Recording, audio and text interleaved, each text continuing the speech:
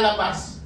Meron po, napatunayan po na tumanggap na 25 million pesos mula sa isang local candidate.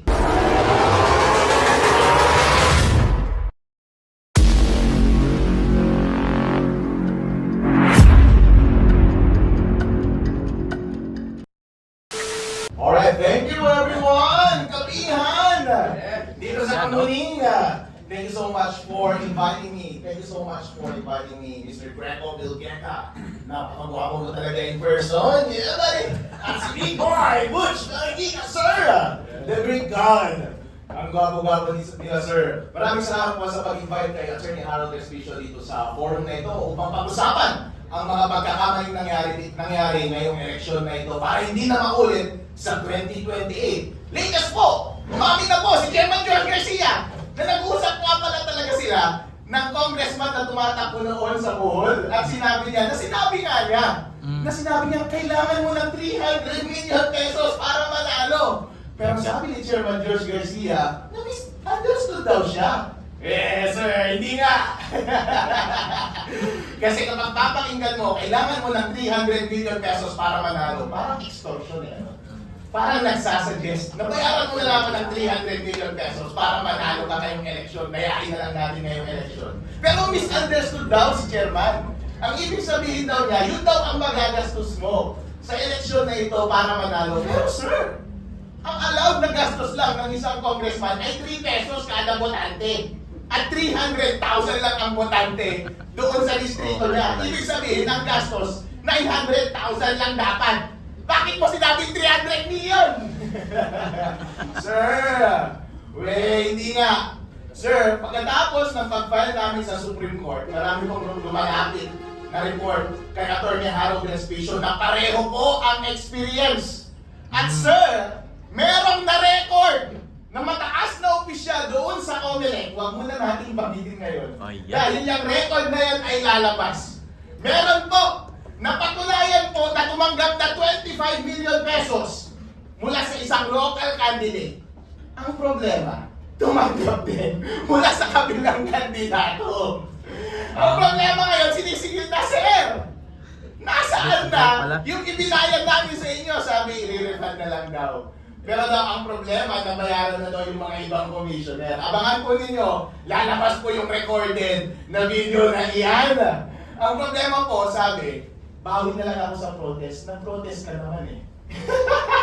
Kaya pala nagkabali-baliktaran na yung resulta ng eleksyon ngayon. May nanalo, nakasingil na yung nagbayad, pero babalik tayo sa uli para mabayaran din yung kabila. Wow! Mga taga-COMELEC, ano ba naman yan, sirs? Ngayon po, pinag-uusapan po natin ang mga pagkakamaling nangyari ngayong eleksyon na ito. Kung titignan po natin itong context na ito, mga aligasyon na pambabayad sa COMELEC at doon sa observa mismo doon sa ground na irregularity sa pagpapatakbo ng eleksyon, everything comes together. Ang una pong obserbasyon ay yung maling paggamit ng software. Ang sabi po ng batas, ang software na dapat tatakbo sa makina ay yun ang ma-audit. Pero iba po yung inilagay sa makina. Kapag iba na po ang version at iba na po ang hash ng software na yun, iba na po yung nandun sa loob ng makina. Chairman George Garcia, tanong ko po sa inyo, nandun ba sa loob ng software yung daya? Ipakita mo na lang kaya yung software, i-open source mo at kami ang mag-aral, makita natin kung ano ang nasa loob nun. Ang isa po pong pagkakamali na naobserbahan ay yung transmission. Ang sabi po ng batas, dapat dire-diretso mula sa independent automated counting machines papunta sa mga servers. Sabay-sabay, COMELEC servers at yung mga transparency servers. Para nga naman kapag nandaya ang COMELEC, huli ka agad ng mga transparency server. Pero inamin mismo ni Chairman George Garcia, kinokulit pala nila bago magpadala doon sa mga transparency server at pinapadala nila cumulative every 15 minutes. Anong ibig sabihin po nito? Na manipulate po yung data mula sa mga automated counting machines bago pumunta sa mga server. Labag po yan sa batas, illegal po yan. At yun po yung dahilan kaya pinapadisbar natin si Chairman George Garcia at mga commissioner. Yun po ang dahilan. Kaya nananawagan tayo sa National Bureau of Investigation para imbestigahan ang kanilang illegal na paggamit ng software. illegal na paggamit ng computer equipment na nag-interfere sa ating election process dahil yan po ay krimen. Yan po ay paglabag sa batas ng eleksyon. At kayo mga commissioner, kayo ang responsible ng pag-implement yan. Dapat po kayong makulong. Ngayon po, itong suggestion ng grupo ni Mr. Greco Bilgega na gumawa ng manual counting alongside sa automated counting machines at gumamit ng blockchain para secure yung transmission at ma-maintain yung integrity ng data, consistent po yan para maiwasan itong mga nangyari na daya na ito. Ang una po kasing daya na pwedeng mangyari at pinakamadaling gawin ay yung na-obserba natin na itatanim na mismo sa software yung daya. Kasi baka nasa 3.5 na mismo yung daya. Pero kapag manual counting mo yan, syempre, nawala na yung opacity. Transparent na. Makikita na natin mismo yung mga balota. Ang tao po, kapag binidyo mo yan, yung mga election board, yung mga watcher, makikita nila, yung mga balotang binabasa nila, nakikita natin kung nandaraya, makikita natin kung totoo ba talaga yung bilang. Kaya yung problem number 1, maiiwasan po kapag ginawa natin yung manual counting sa araw ng eleksyon.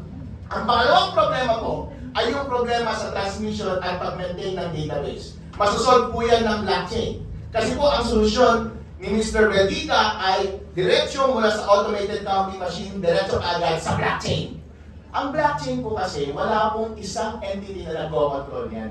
Distributed po yan. Yung software po niyan ay open source. Hindi mo pwedeng dayain yan. At maraming mga servers na independent na nag-maintain ng lahat ng database yan. Kaya kapag transmit mo mula sa automated counting machines papunta sa blockchain, walang kahit na sino mang gobyerno, organisasyon, o media o tao na pwedeng mandaya yan. Diretso ka agad, in real time, reflected ka agad, kita ng public kung saan yung source at kita ka agad yung resulta ng eleksyon. Kaya wala ka ng panahon para baguhin pa sa gitna yung data na ipinapadala ng automated counting machines. At kapag nasa blockchain na, hindi mo na rin mababago yung final results na nandoon. Kaya hindi mo na mababago yung data na nasa database. Inuulit ko po, in summary, ang problema po ngayong election na ito ay dahil hindi tayo sure kung may daya ba sa pagbilang nandun sa software.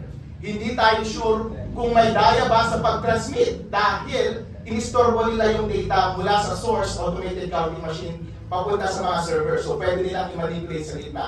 Number 3, kapag nandun na sa mga servers, may mga database yun, pwede mo pa rin baguhin kahit nandun na sila sa loob. Lahat po yan maiiwasan dahil yung software ay mabe-verify natin through manual counting, yung transmission at database ay maproprotektahan natin dahil po ang isang blockchain ay immutable yung transmission, immutable yung database, hindi po yan mababago. Kaya po, kapag natupad ang suggestion ni Mr. Greco Bilgega na ayusin ang ating eleksyon sa susunod sa pamamagitan ng paggamit ng parallel manual counting in addition doon sa automated counting ng ating boto at paggamit ng blockchain, hindi na po mauulit yung mga daya ngayon. Kaya Chairman George Garcia at mga commissioner, alis na kayo dyan! Ilagay na natin itong mga idea ni Mr. Greco Bilgega at gawin natin sa 2028 para lahat po tayo ay masaya at lahat po ng ibinoto natin ay siyang totoong mauupo, mapoproklama at mamumuno sa atin. Maraming salamat, Tony.